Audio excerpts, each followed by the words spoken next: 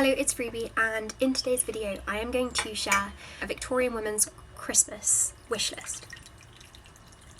I just thought this would be really fun because it was in the second half of the 19th century that Christmas began to get more commercial and Christmas gifts became more prominent. I really like Victorian newspapers and magazines and looking through these, and this here is the Pictorial Times from December 4th, 1847.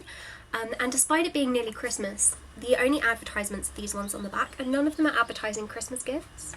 Possibly this could be a Christmas gift because it's an almanac for 1848, but this advertisement doesn't say anything about it being a Christmas gift. However, I've also got this one, which is from 1899, and there are pages upon pages of advertisements in this one.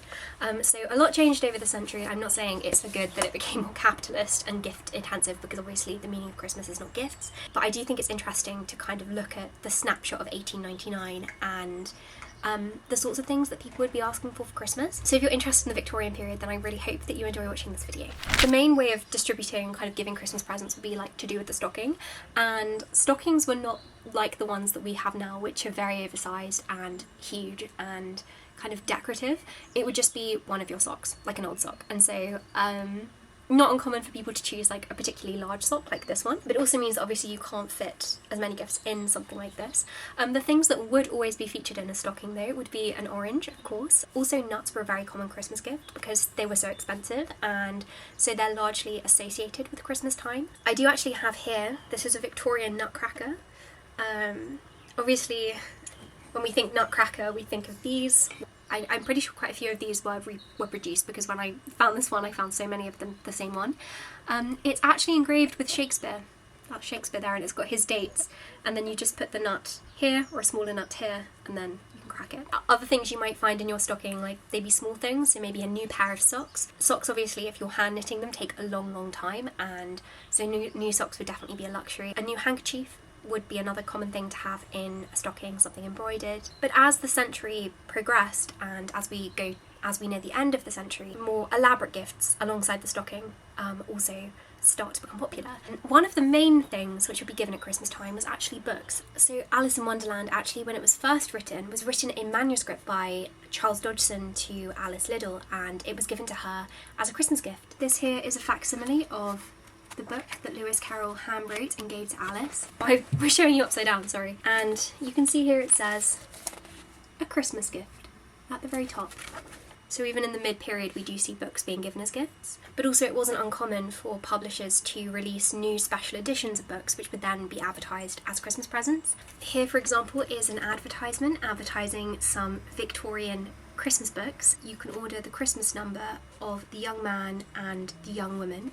This is like an annual sort of thing, because these are both magazines. And then inside we've got advertisements for a number of other books. These are all Christmas specific titles, which is just stressing that Christmas books were already a genre of book and that it wasn't uncommon to buy Christmas books specifically. And we've got even more here on the back. As you can see, there is a very intense call for people to buy the Christmas number of The Young Man or The Young Woman, which would have gone for sixpence. This is an example of one of the gift books from the late 1890s. This is Little Lord Fauntleroy by Frances Hodgson Burnett.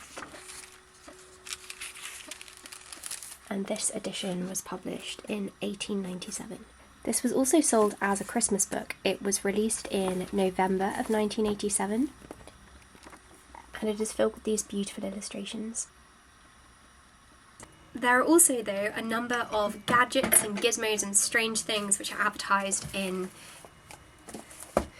this copy of the London Illustrated News, and so I thought we could go through this and pick out some of the interesting bits. As you can see, this is the one for December 23rd, 1899.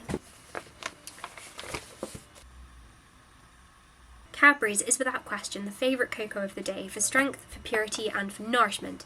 There is nothing superior to be found. There isn't really anything here though. Turn over. I'm just looking for things that are actually Christmas things. What might you want? Oh my goodness, this fits with the literary theme.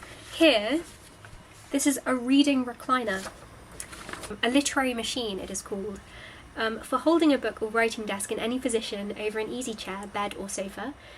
obviating fatigue and stooping, invaluable to invalids and students. That is so interesting. Do you know what this reminds me of? On social media, I keep on seeing these stands for Kindles where people can prop their Kindle up and then not have to hold it, and it's just kind of there visually. And the literary machine is the precursor to that. That's so interesting. And it costs 17 shillings and 6 pence. I'm curious as to what that translates to. That's the equivalent of £99.75 today for a literary machine. Oh, I would definitely like this. An ideal Christmas present, it promises. A swan fountain pen. It says it adds immensely to celerity and comfort in writing. Thousands of testimonials confirm your claim for this invaluable pen. Your pens were of the greatest use to me during the late operations in Rhodesia. Both for drawing and writing, they are just the things one wants in the field. Ha. The thing I don't like is that it's echoing the military, and it's kind of that it's drawing on testimonials from the military, because of course 1899 we're looking at midway through the British Empire. So 10 years before this was published, back in 1889, Queen Victoria signed a charter which basically granted the British South Africa Company control over this area. Just to give you some context, so-called Rhodesia is modern-day Zimbabwe, and it was called this in 1895 after the British Cecil Rhodes, quote-unquote, founded this land. The British then exploited the land for gold and copper, and it was only in 1965 that the country declared independence from the UK. But this only kind of finally and officially happened in 1980, which is almost unbelievable, like how recent that is. It's a terrible case and example of British colonisation, and I felt I needed to address this and kind of make a point of this, because this advertisement is drawing explicitly on this history, where it's taking testimony from this military man who is in Rhodesia and therefore doing the work of the British Empire while there. I do find the Victorian period fascinating, and I love lots of things about the Victorian period, but it's also a very dark period in terms of British history, and we can't ignore that. I couldn't look at that advertisement and not stress that. Got lots of illustrations. Okay, so we then also here have more advertisements. Xmas gifts in sterling silver and prince's plate. The public supplied by the actual makers of manufacturers' wholesale cash price. Okay, what would I like here? It's like when you've got the Argos catalogue as a kid and then you circle what you'd like. That's very, very beautiful. I love like the ornate detailing along the silver. And the inkstand, oh my gosh, the inkstand is beautiful. With 2 richly cut bottles with hinged mouths to match. Like, how pretty is that? And also the tea caddy. And then is all of this. Oh, or maybe I prefer that. This is more from a different silversmith company. They have another inkwell, but this one's actually much nicer. So maybe that one instead. And a blotting book. Oh my gosh, that's beautiful. I love how this doesn't say Christmas presents. Like, some of it says Christmas presents and then other says New Year presents. It's funny actually, because New Year's gifts were particularly prevalent and popular in the 17th century, and in the 17th century New Year's gifts were more prominent and popular than Christmas gifts. The difference is that New Year was largely celebrated on the 25th of March, and the New Year was the beginning of spring, so gifts would be given then, but also there is evidence that suggests that gifts were given at like kind of our New Year as well, like the modern New Year, at the end of Twelfth Night. So Prescott, for example, cites a New Year's poem which was written by Sir Arthur George for King James, which is literally just called A New Year's Gift, and that was given at Twelfth Night. So it's really interesting to see in this newspaper that New Year's gifts are also being referred to as well as Christmas gifts, which kind of harkens back to this much older tradition of gift giving. There's some cologne being sold here. I like the little pig, that's very sweet. And that costs £4. Oh my gosh. £25 for this field watch. That's unbelievable.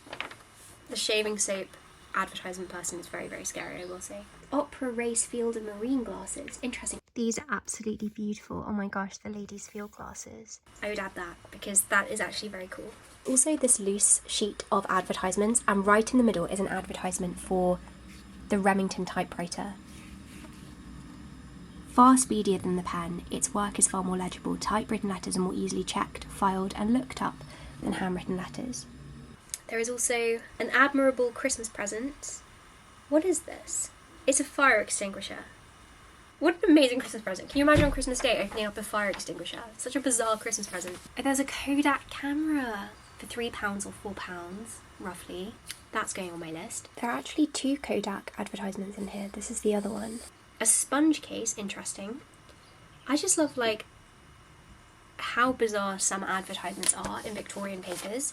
They really are strange. I think it's funny that kind of here that in 1899, as capitalism is starting to grow, as we're kind of entering that capitalist age, we also see these slightly ridiculous products popping up. Obviously not as ridiculous as, like, I don't even know. Some of the stuff I see advertised online, I'm just like, actually that's bizarre. The final thing I'm going to do in this video is write a Christmas list. I'm going to write it with dipping pen and ink of the things from the newspaper that I would like to ask for Christmas if I were living in 1899.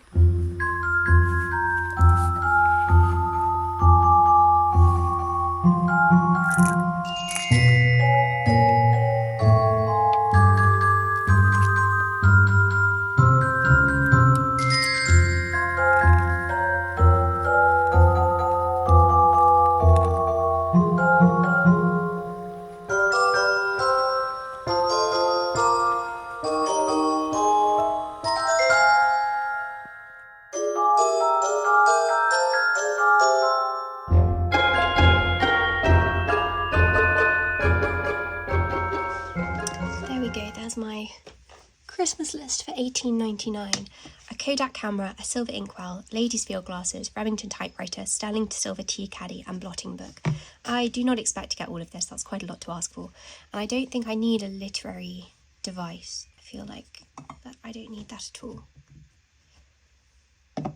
Anyway, with that done, I'm going to sign off this video here and say thank you so much for watching, and I hope that you have a very Merry Christmas if you celebrate, and if you don't, then I hope you have a happy Hanukkah, a wonderful Kwanzaa, and if you don't celebrate, then I just hope you have a wonderful day, a wonderful week. But yes, thank you again.